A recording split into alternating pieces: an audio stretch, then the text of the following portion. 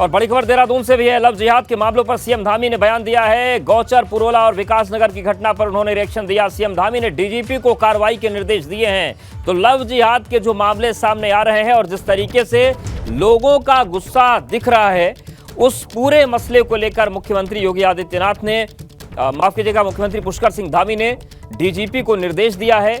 खासतौर से गौचर, पुरोला और विकासनगर की घटना पर मुख्यमंत्री धामी ने संज्ञान लिया है और डीजीपी को इस पूरे मामले में कार्रवाई के निर्देश दिए हैं। तो जिस तरीके से लगातार लव जिहाद के मामले सामने आए और सामाजिक तौर पर जिस तरीके से विरोध हुआ, एक घटना आज की भी सामने आई, इस पूरे मामले को लेकर मुख्यमंत्री ने संज्ञान लिया है और डीजीपी को कार्रवाई के निर्देश दिए हैं।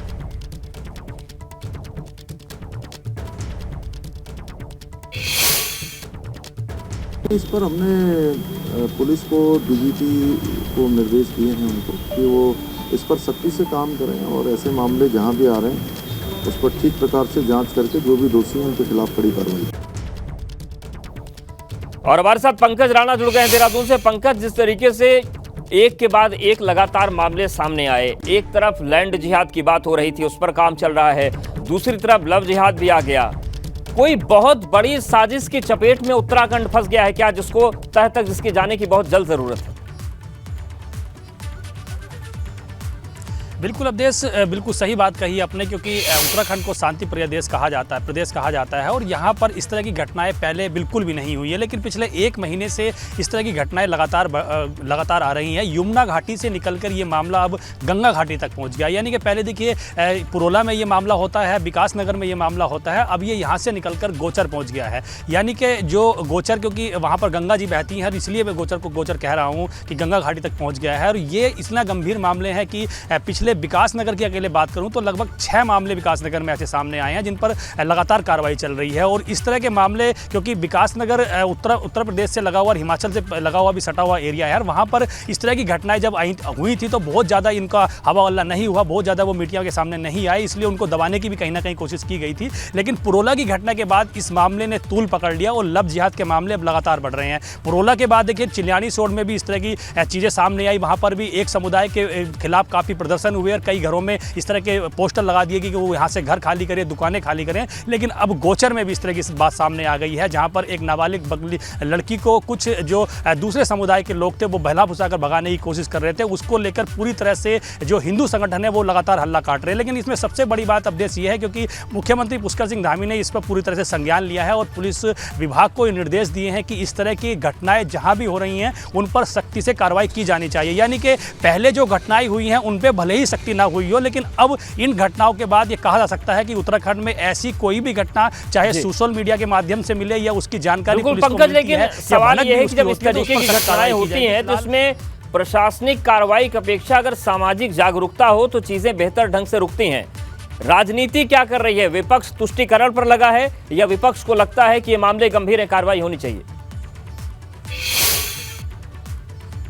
देखिए, विपक्ष का भी ये कहना है कि उत्तराखंड में जिस तरह से ये लव जिहाद के मामले बढ़ रहे हैं उस पर सरकार को एक ठोस कदम उठाना चाहिए। हालांकि देखिए इस मामलों को लेकर धर्मांतरण से जोड़कर अगर देखा जाए तो सरकार ने उसमें संशोधन किया था और कड़ा कानून भी इसमें पास कर दिया है। लेकिन उसके बावजूद भी ये मामले बढ़ रहे हैं, तो विपक्ष लगातार सरकार पर दबाव बना रहा है कि पर्वतीय क्षेत्रों में इस तरह की घटनाएँ हो रही हैं तो उन पर लगाम लगाने के लिए कोशिश की जाए, क्योंकि लगातार एक समुदाय के लोग दूसरे समुदाय की युवतियों के साथ, जो भी नाबालिग युवतियाँ हैं उनके साथ इस तरह की चीज़ें कर रहे हैं, उनको बहला फुसलाकर भगाने की कोशिश कर रहे हैं, तो उनको रोकने का प्रयास किया जाना चाहिए। विपक्ष ने सवाल खड़े किए हैं और ये भी दबाव सरकार पर बनाने की कोशिश देखने वाली बात होगी कि मुख्यमंत्री के निर्देश के बाद उत्तराखंड पुलिस कितनी कठोर कार्रवाई कर पाती है। शुक्रिया आपका पंकज, हमारे साथ जुड़ने के लिए, जानकारी और अपडेट्स को देने के लिए। उत्तराखंड में इन दिनों अवैध रूप से बने धार्मिक स्थलों पर भी कार्रवाई हो रही है।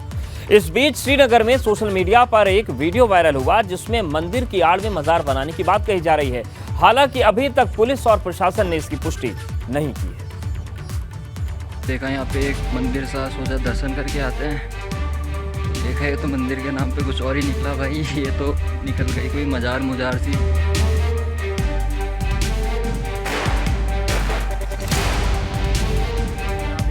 श्रीनगर में सोशल मीडिया पर वायरल हो रही इस वीडियो का सच आखिरकार क्या है? क्या यहाँ वाकई मंदिर के नाम पर कोई मजार बनाई गई है या मामले का सच आखिरकार कुछ और है? देखा यहाँ पे एक मंदिर सा, सोचा दर्शन करके आते हैं।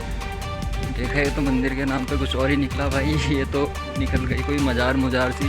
वायरल वीडियो में बताया जा रहा है कि श्रीनगर के देवलगढ़ इलाके में जंगल के अंदर एक मंदिर नुमा स्ट्रक्चर बनाया गया है जिसके गुंबद पर हरा रंग है। वीडियो बनाने वाले युवक दावा कर रहे हैं कि यहाँ मंदिर के नाम पर मजार बनाई गई। इस कमरे के अंदर पूजा पाठ का कुछ सामान भी रखा गया है, तो वहीं कमरे की दीवार पर एक चित्र भी बनाया गया है। सवाल ये है कि आखिरकार ये चित्र किसका है? क्या इसका किसी धर्म से कोई ताल्लुक है? स्थानीय जनप्रतिनिधि मांग कर रहे हैं कि मामले की जांच होनी चाहिए। सोशल मीडिया पे हमने भी अभी एक वीडियो देखा है जिसमें ये बताया जा रहा है कि खिरसू रोड पे जो है एक मंदिर दिख रहा है, लेकिन अंदर से उसका जो है पूरा स्वरूप जो है मजार जैसा है। तो निश्चित रूप से इसमें प्रशासन कार्रवाई करनी चाहिए। उत्तराखंड में इन दिनों सरकारी जमीन पर बने धार्मिक स्थलों को तोड़ा जा रहा है। मुख्यमंत्री धामी साफ कर चुके हैं कि धर्म के नाम पर अतिक्रमण नहीं होने दिया जाएगा। उसका आकलन कर रहे हैं, उसकी तैयारियां हो रही हैं, पूरा होमवर्क चल रहा है और होमवर्क होने के बाद उत्तराखंड के अंदर देखिए, हमने बार बार कहा है उत्तराखंड का जो मूल स्वरूप है उसको वो मूल स्वरूप उत्तराखंड का खराब ना हो, उसके लिए जो भी शक्ति होगी और जो भी गड़बड़ी करने वाले लोग हैं उनको हमारा यहाँ का कानून, यहाँ की जो विधि व्यवस्था है उसके अनुरूप सख्ती से उन पर कार्रवाई होगी। गौर करने वाली बात यह है कि इस कमरे के गुंबद पर हरा रंग किया गया है। हिंदू धर्म में शायद ही कोई मंदिर ऐसा हो जिसके गुंबद पर हरा रंग होता हो। इसके साथ ही इस कमरे के पीछे दीवार पर भी हरा रंग नजर आ रहा है, तो वहीं कमरे के गेट पर भी हरा रंग है। एबीपी गंगा के लिए श्रीनगर से मोहन की रिपोर्ट।